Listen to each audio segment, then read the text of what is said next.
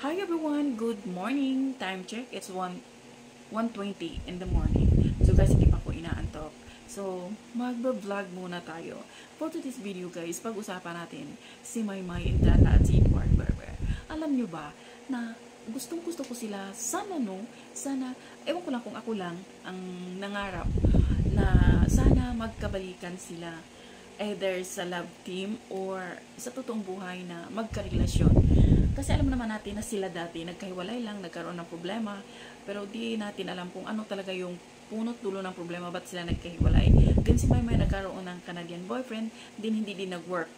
No? So sana ngayon, kasi sa ASAP ngayon, parang siniship na ulit sila, sana magkabalikan yung love team na Mayward. Gustong-gusto ko yung love team nila, at kung may chance na magkabalikan sila sa totoong buhay na boyfriend-girlfriend, sana. Kasi bagay sila, alam niyo yung nababaitan kasi ako sa dalawa. Ang bait-bait ni Maymay at ang bait-bait ni Edward. At isa pa si Maymay kasi close na din sa family ni Edward. Dati iwan ko lang ngayon. Pero close sila sa kapatid ni Edward na babae. So sana lang magkabalikan ang Mayward.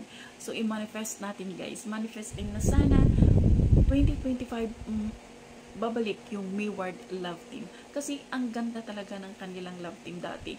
Since PBB, gustong-gusto ko na talaga si Maymay at saka si Edward. So yun lang guys. Thank you for watching. Until then, bye. God bless everyone.